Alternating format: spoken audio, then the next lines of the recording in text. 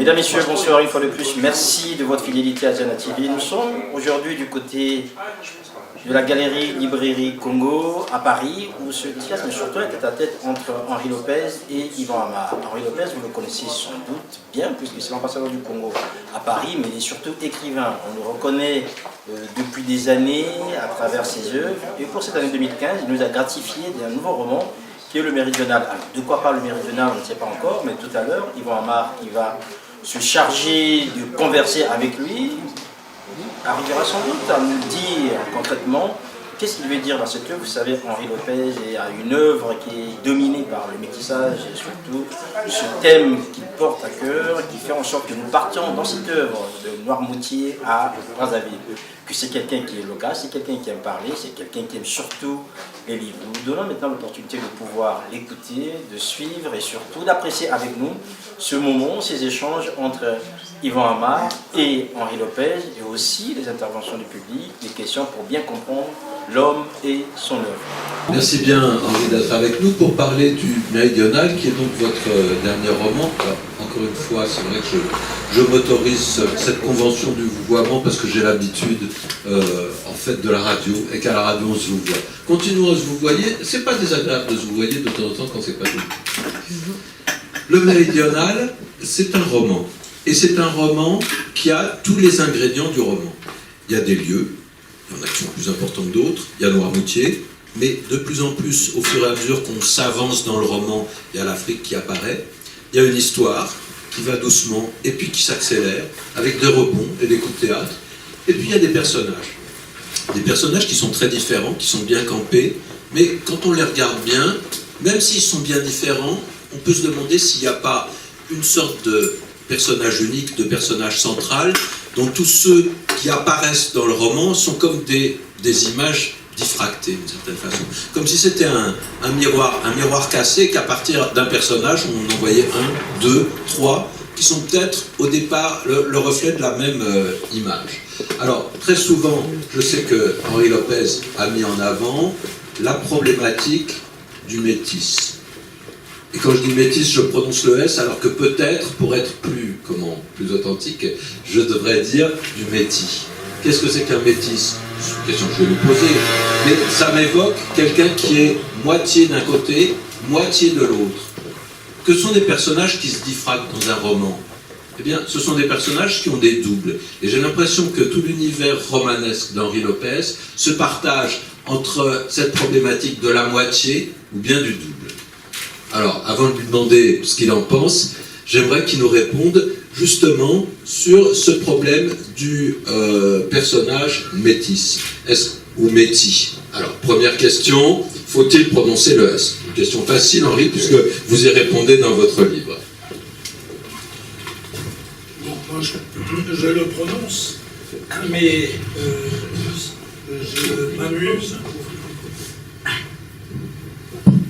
je m'amuse à souligner que dans mon pays, on l'oublie, cet S. Peu importe. Les métis sont nombreux, donc il faudrait mettre un S. Première remarque sur le vouvoiement d'abord, si tu permets, ça ne va pas durer longtemps.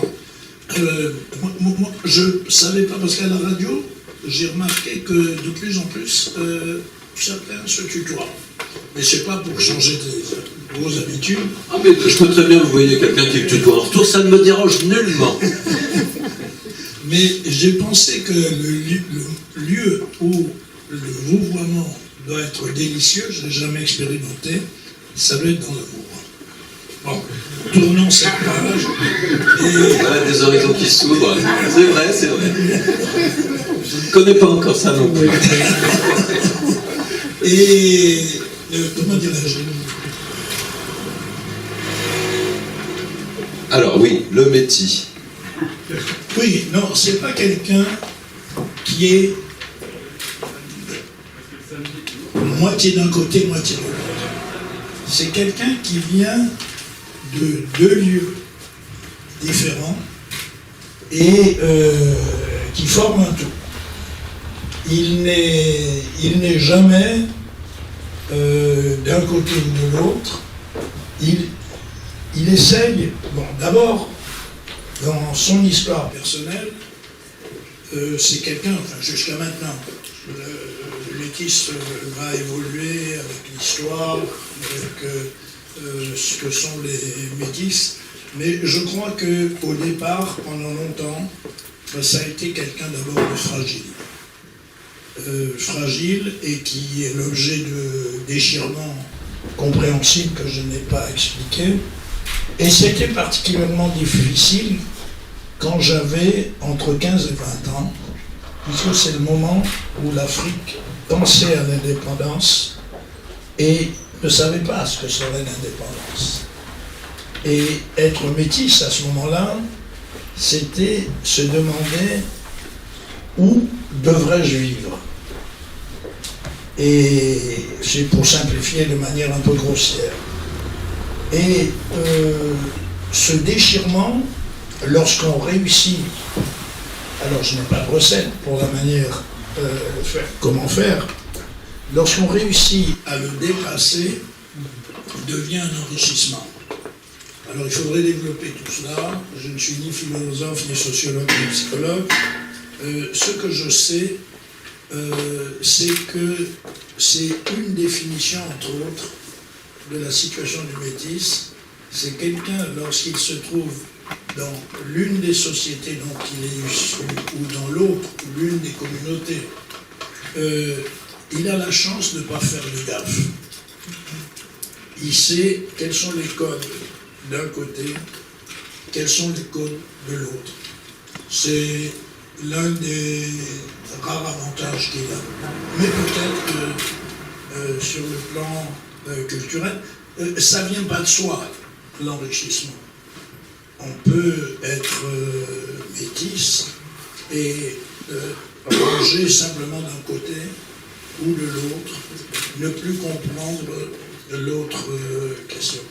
Mais dans ce livre, qui encore une fois, ou qui n'est pas, je ne l'ai jamais dit, qui n'est pas un essai, qui est un roman, une histoire pour vous empêcher de dormir, eh bien, là, il est dit, et peut-être que je l'ai dit dans d'autres romans antérieurs, parce que je me répète souvent, il est dit que être métis, c'est pas automatiquement avoir la peau caféolaire. Être métis, c'est être vraiment baigné de deux cultures différentes, ou pour certains, d'une culture nouvelle par rapport au milieu dans lequel il était. Je pense à cela, je vais m'arrêter là parce que je suis un peu long, mais je pense à...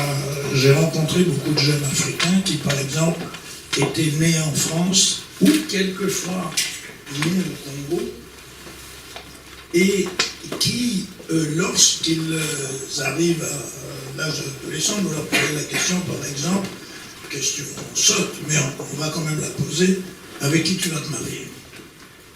Et l'une d'entre elles, un jour, m'a dit, tonton, je sais pas si comme ça s'appelle, tonton, je voudrais épouser un Congolais, mais pas qu'il ne soit que Congolais. Voilà. Oui, c'est une bonne réponse. Alors, ce qui m'étonne justement, ou ce qui m'intéresse plutôt, c'est de voir le rapport entre les différents personnages. Parce que, j'allais dire le personnage principal, mais je ne sais pas qui c'est. À votre avis, qui est ce personnage principal? On a un narrateur, c'est un roman qui n'est pas vraiment un roman policier, mais c'est un roman où il y a un certain nombre de choses qu'on ne sait pas au début du roman, avec des personnages très énigmatiques et un narrateur qui, d'une certaine façon, enquête sur ces personnages énigmatiques. Donc on avance dans quelque chose qu'on connaît de mieux en mieux, et plus on le connaît, plus on s'aperçoit que c'est mystérieux. Alors, quel est le personnage principal? Est-ce que c'est le narrateur, ou est-ce que c'est celui dont on va essayer de cerner l'histoire et l'identité? Alors le narrateur est peut-être un des personnages. Je dirais plutôt que c'est une voix. C'est la voix qui raconte. Et ensuite, il y a deux personnages principaux. Il y en a un qui s'appelle le Méridional, et qui en a fait le titre, c'est la faute à Stefano, parce que j'avais proposé un autre titre et après une discussion, il m'a convaincu que le méridional serait pas mal. Il y a donc lui, et puis il y a Gaspard Libour, qui est le méridional qu'on ne connaissait pas et qu'on découvre dans la deuxième partie de l'ouvrage. Alors, est-ce que ça vous étonne quand je dis que dans votre roman, on a des personnages dont on a l'impression que ce sont des personnages diffractés? C'est pas la première fois que j'ai cette impression en lisant vos romans. Je l'ai eu déjà peut-être dans Dossier classé, plus encore dans Un enfant de Poto-Poto, où il y a en effet un personnage principal et puis un autre personnage en miroir, les deux clignotant avec l'auteur que vous êtes, ou avec la personne que vous êtes, me semble-t-il. Bon, je sais ce que c'est que la diffraction parce que j'ai appris ça quand j'étais en classe de première, mais appliqué au personnage, j'ai du mal à me représenter ce que ça représente. Mais je vais le dire dans mon langage très simple, c'est que je suis tous les personnages. C'est ce personnage-là que tu voulais me faire apparaître. Et je suis le contraire de tous mes personnages. Et je suis différent des personnages. Comment dirais-je? Et puis je suis. Mes personnages, plutôt, sont ceux que je me suis imaginé être, tantôt au bien, tantôt au mal. Mais dans ce livre, qui encore une fois, ou qui n'est pas, je ne l'ai jamais dit, qui n'est pas un essai, qui est un roman, une histoire pour vous empêcher de dormir, eh bien, là, il est dit, et peut-être que je l'ai dit dans d'autres romans antérieurs, parce que je me répète souvent, il est dit que être métis, c'est pas automatiquement avoir la peau caffeolée. Être métis, c'est être vraiment baigné de deux cultures différentes, ou pour certains, d'une culture nouvelle par rapport au milieu dans lequel il était. Je pense à cela, je vais m'arrêter là parce que je suis un peu long, mais je pense à... J'ai rencontré beaucoup de jeunes Africains qui, par exemple, étaient nés en France ou quelquefois nés au Congo et qui, lorsqu'ils arrivent à l'âge adolescent, nous leur posons la question, par exemple, une question sotte, mais on va quand même la poser, avec qui tu vas te marier? Et l'une d'entre elles, un jour, m'a dit, tonton, c'est comme ça qu'on s'appelle, tonton, je voudrais épouser un Congolais, mais pas qui ne soit que Congolais. Voilà. Alors, est-ce que ça vous étonne quand je dis que dans votre roman, on a des personnages dont on a l'impression que ce sont des personnages diffractés? C'est pas la première fois que j'ai cette impression en lisant vos romans. Je l'ai eu déjà peut-être dans Dossier classé, plus encore dans Un enfant de Poto-Poto, où il y a en effet un personnage principal et puis un autre personnage en miroir, les deux clignotant avec l'auteur que vous êtes, ou avec la personne que vous êtes, me semble-t-il. Bon, je sais ce que c'est que la diffraction, parce que j'ai appris ça quand j'étais en classe de première, mais appliqué au personnage, j'ai du mal à me représenter ce que ça représente. Mais je vais le dire dans mon langage très simple, c'est que je suis tous les personnages. C'est ce personnage-là que tu voulais me faire apparaître. Et je suis le contraire de tous mes personnages. Et je suis différent des personnages. Comment dirais-je? Et puis je suis. Mes personnages, plutôt, sont ceux que je me suis imaginé être, tantôt au bien, tantôt au mal. Et j'ai dit à plusieurs reprises, mais je pense que c'était pas le même public, alors je vais le dire ici, que l'écrivain, dans mon cas, c'est fiche signalétique, c'est quelqu'un qui se prend à la fois pour un réalisateur et un comédien. Et alors, il joue les rôles. Il joue tous les rôles sans être aucun de ces personnages, mais le malheur, c'est qu'il change rarement de timbre de voix. Et alors, à ce moment-là, on a tendance à dire c'est lui. Et c'est lui qui s'est caché, qui s'est diffracté. Voilà ce que je pense. Platement. Alors dans ce roman, c'est vrai qu'il y a des lieux différents et que visiblement il y a un amour pour ces lieux différents. Le premier, celui qui apparaît le plus fortement, le plus vite, c'est Noirmoutier, qui est donc cette île, cette presqu'île, selon qu'on considère que le pont en fait une presqu'île ou une île, etc. Et autour de Noirmoutier, on sent vraiment un amour de toute une toponymie française et des mots qui représentent vraiment une espèce de France à l'ancienne, de France vendéenne, je ne sais pas si elle est. Est-ce que c'est la Vendée encore? Bon, c'est une île, hein, donc c'est difficile de relier ça à une province.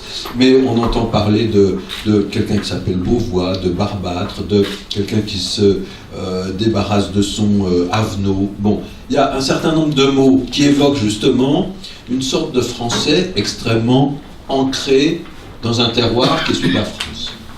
Ça, c'est important pour vous? L'écriture de ce livre m'a amené à me poser des questions. Je me suis dit, ou bien je m'exprime avec tout ce qui compose ma personnalité ou mon personnage, et avec un grand risque, je risque de me perdre. On me connaît comme un écrivain africain qui place ses personnages surtout dans l'Afrique. Et là, je les ai placés hors d'Afrique, dans toute la première partie. Et je me suis dit, je suis sans doute pas le premier à le faire, que premièrement, j'avais le droit de le faire.